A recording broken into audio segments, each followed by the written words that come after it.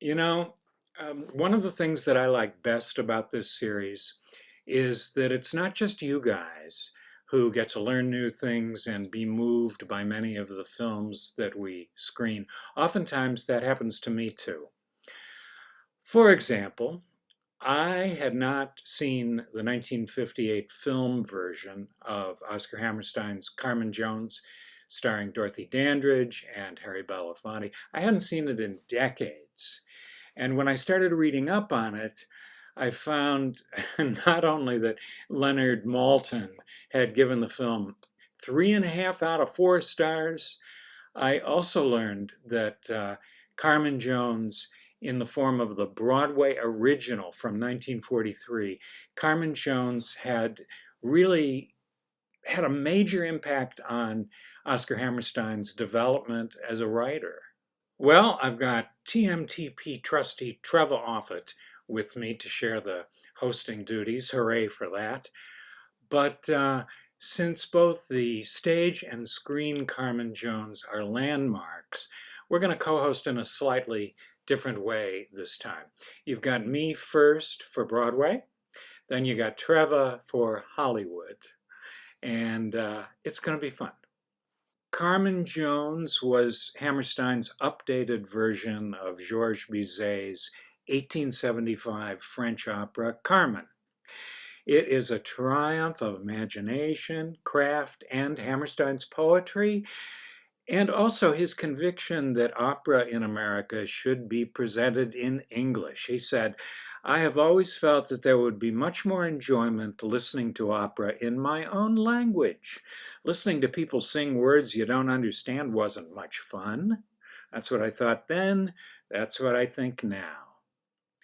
Carmen Jones was produced in late 1943, 9 months after Rodgers and Hammerstein's Oklahoma rocked Broadway. But you know, Hammerstein actually wrote Carmen Jones first in 1941-42, and he had not had a hit in 11 years. Hard to believe, huh? But one day he was thinking about a concert version of Carmen that he had seen maybe 10 years before at the Hollywood Bowl, and how the audience was swept away by the power of this piece, even though it was performed without sets and costumes. He concluded that there was something wonderful about Carmen, that, in his words, it was a perfect wedding of music and story, a model, as he said, of musical drama architecture. And on his farm in Bucks County, he gave himself an assignment to update the French opera in English for a modern audience without tampering with Bizet's glorious music, or for that matter, with the arc of the libretto by Henri Milhac and Ludovic Halévy, based on a story by Prosper Mérimée. Before he began writing, he made sure he knew every bar of the La Scala recording.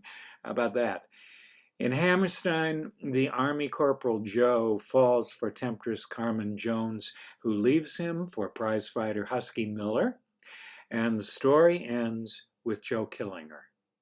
A cigarette factory in Seville becomes a parachute factory in South Carolina during World War II. The cast of Roma, or Gypsies, which is now, of course, condemned as a racial slur, they become African American servicemen and workers. To use a cliche, this is truly a story of unbridled passion. And Hammerstein believed that black culture was a perfect contemporary counterpart of Roma to communicate those feelings, and that both groups lived in worlds of strong music. And one more thing, that the people of the two cultures expressed their feelings in an earthy vernacular marked by honesty and directness. So Hammerstein's lyrics would be the kind he felt most comfortable writing. Think of Joe, Julie, and Queenie in Showboat, or Billy Bigelow and Julie Jordan in Carousel. As we look at his lyrics today in print, we cringe at the dialect. DAT, for example, for that, or WON for won't. But these were the politically incorrect early 1940s. In the context of those times, you should know that Hammerstein was a tireless champion of human rights who examined the Black experience, as Julian Wolford has written, seriously and respectfully.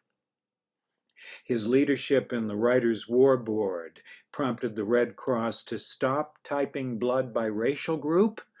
He was a ranking member of the Hollywood Anti-Nazi League even before World War II, and his essay, Dear Believer in White Supremacy, remains powerful today.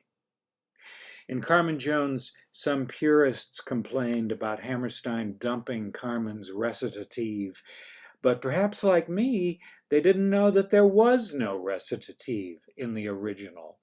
Bizet wanted spoken dialogue, although it was replaced after his death. Recitative is artificial, conversation is not. So, Carmen Jones received Hammerstein's favorite description. He called it a musical play because it was truly stage-worthy drama with dimensional characters. Well, he worked on Carmen Jones for months. From a literal translation, it became a kind of hobby because he didn't know whether it would ever see the light of a stage. And ironically, the producer turned out to be showman Billy Rose, the last man on Broadway you would predict for this prestigious adventure. But Rose championed it, and he gave it a lavish first-class production numbering 147 performers and expertly designed by Howard Bay and Raoul Penn-Dubois, whose costumes for Carmen always blazed red. The actual casting was daunting, though, because opera companies were not integrated then, and because there was so little formal vocal training available for African Americans. To the rescue came the great record producer and civil rights activist John Hammond, who nurtured the careers of Black artists ranging from Billie Holiday to Aretha Franklin. Hammond so believed in the project that he volunteered to serve as casting director. Over 6 months, he found extraordinary non-professionals. Less than a dozen had ever been on a stage before, and they received special training at the Curtis Institute in Philadelphia. Playing the title role and singing it superbly was Muriel Smith. She'd been a camera store clerk in Philadelphia. Luther Saxon, who played Joe, was a checker in the Philadelphia Navy Yard. Glenn Bryant, the show's Husky Miller, was a New York City policeman. And a member of the ensemble was a bellhop in Cleveland. Lo and behold, Carmen Jones, which opened on Broadway on December 2nd, 1943, ran 14 months, 503 performances in all, before going out on a national tour lasting 12 months and covering 26 cities. It became a kind of cultural phenomenon, you know. Many important artists, including John Corbino, were eager to depict what was happening on that stage. And the original cast album, the most exciting document of the show in all these years, is still available.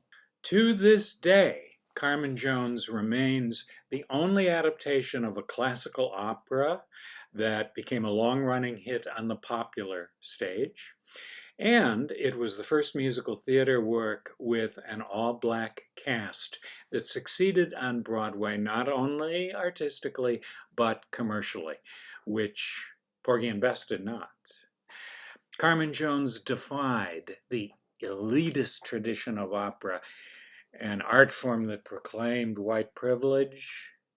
As the New York Times put it, just call it wonderful, quite wonderful. And actually, working on this show helped Oscar Hammerstein grow as an artist. We can see the influence of Carmen Jones in all of the Rodgers and Hammerstein musicals. As he said with typical grace, I'm glad I wrote it. Nothing has given me more pleasure. And he wrote this to his son. The show itself seems to surprise people, then sort of tickle them. Then it winds up by sweeping them off their feet and leaving them limp. I am not exaggerating, just reporting. Treva, you're on with the film. Thank you, Bill. And welcome to the movies, everyone. What do you do with a successful stage production? Well, you make it into a movie, complete with big-name stars and a budget that theaters can only dream of. Such was the case with Carmen Jones. After a famously wide search for the title character, director Otto Preminger originally turned Dorothy Dandridge down. His hesitation came after the well-received yet innocent role of a teacher that she'd played opposite Harry Belafonte just a year earlier in the pivotal movie Bright Road. I say pivotal because the movie, based on a short story in the Ladies' Home Journal, was made in 1953. And a movie, not a musical, starring a majority black cast was considered a gamble in Hollywood. Dorothy was so determined about Carmen Jones that she famously worked alongside Max Factor makeup artists to create what would become her signature look for the role. Mixed with her undeniable magnetism and talent, Dandridge, in complete costume and swagger, marched into Preminger's office the second time and changed his mind about her ability to go big and sultry. Belafonte and Dandridge definitely had chemistry, and this was taken to new heights in Carmen Jones. Now, I know that you have heard of Jamaican-American Harry Calypso Belafonte, and as a young girl, I listened to his album, Harry Belafonte at Carnegie Hall, countless times. And though the stage version introduced audiences to black opera singers, the movie opted to dub all but two actors' vocals. Marilyn Horne's mezzo-soprano was used for Dandridge as Carmen, and for Joe, Laverne Hutcherson provided the vocals for Belafonte. Hearing another singer's voice come out of that iconic face was definitely an adjustment. And I still wonder what he and the other actors would have done with the material had they been allowed to sing themselves. Just as Belafonte had a large following as a singer, Dorothy Dandridge was well known for her vocal prowess well before Carmen Jones. I'm going to spend a bit of time with Dorothy because though her life was short, her talent was huge. And you can't talk about Carmen without talking about Carmen. Born here in Cleveland, Ohio, Dandridge and her sister Vivian were child performers known as the Wonder Children before moving to LA and becoming the Dandridge sisters with family friend Etta Jones. The quantifying labels of the day referred to the Dandridge sisters as the Black Andrews sisters due to their being a trio with tight harmonies. Dorothy Dandridge was often referred to as the Black Marilyn Monroe. Both had the middle name of Jean. Both were regarded as sex symbols. Both were represented by the same studio. And both died young and alone of mysterious circumstances. Dorothy was famously depicted in the film Introducing Dorothy Dandridge by Halle Berry, also of Cleveland, in a multi-award-winning turn. Despite the comparisons, Dorothy set her own course by becoming the first African-American actress to be nominated for Best Actress Oscar for Carmen Jones in 1954, and the first to be nominated for a Golden Globe for Porgy and Bess in 1959. She was the first Black woman on the cover of Life magazine, and Walter Winchell described her as bewitching. Back to Carmen. Dorothy not only impressed Preminger as Carmen, she also became his mistress for a few years and let him influence the roles that she took following Carmen. She was nominated for the Best Actress Oscar for the role, along with Grace Kelly, Audrey Hepburn, Judy Garland, and Jane Wyman. I'll give you a moment to think about that list. Not fully understanding the entrenched racial hurdles she would have to jump, Preminger insisted that Dandridge not take any roles beneath that of star level. As a result, Dorothy turned down the role of Tuptim in The King and I, and Sandra Roberts in The Lieutenant Wore Skirts. Both roles went to Rita Moreno. Carmen Jones both launched and solidified many a career. Harry Belafonte is still performing and working as an activist to this day. A young Brock Peters was 8 years away from his pivotal role in To Kill a Mockingbird. The lovely dancer Carmen de Lavallade and dynamic drummer Max Roach were featured. Olga James, a Juilliard grad and trained opera singer, sang her own part as Cindy Lou. Joe Adams, as Husky Miller, was the first African American to win a Golden Globe for Carmen Jones. The movie gave a young Diane Carroll her first film credit. She was a high soprano to Pearl Bailey's decidedly deep alto. Pearl was the only other performer allowed to do her own singing. Let me back up for a moment. No one can overestimate the challenge of lip syncing and the wild juxtaposition of their speaking voices with their singing voices took some adjusting to. As Bill mentioned, Hammerstein was progressive in his day, but the stereotype of dat and dis, along with a few well-placed eyes, lessened a supposed black narrative. This language did not jive with the operatic tones or the spoken text. In addition, the tailor-made rags worn by the children in the opening sequence were over the top. And James Baldwin crafted an essay response to these elements of the film entitled Carmen Jones, The Dark is Light Enough.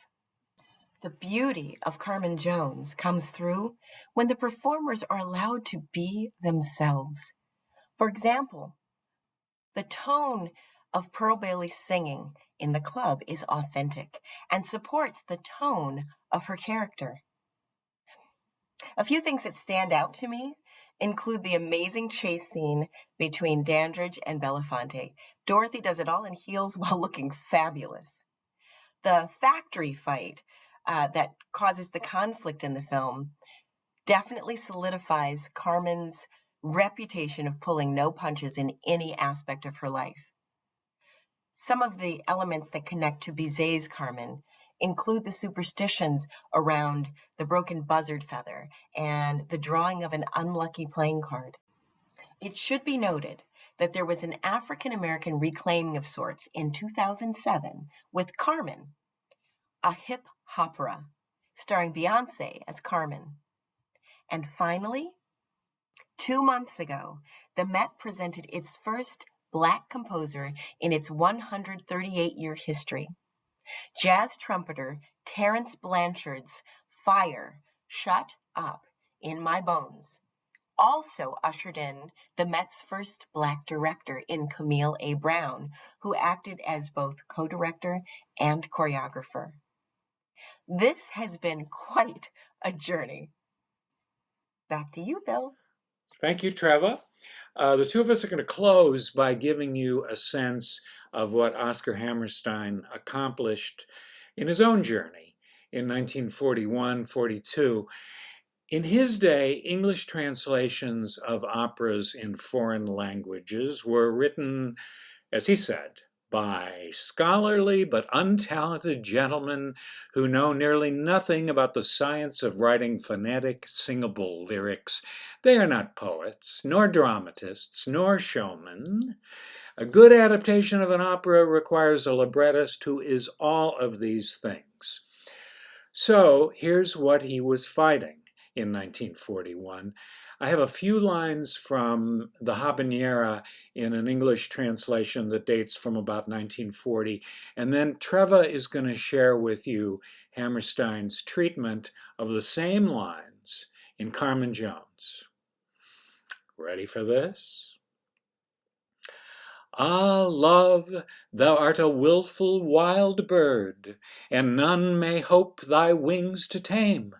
If it please thee to be a rebel, say who can try and thee reclaim.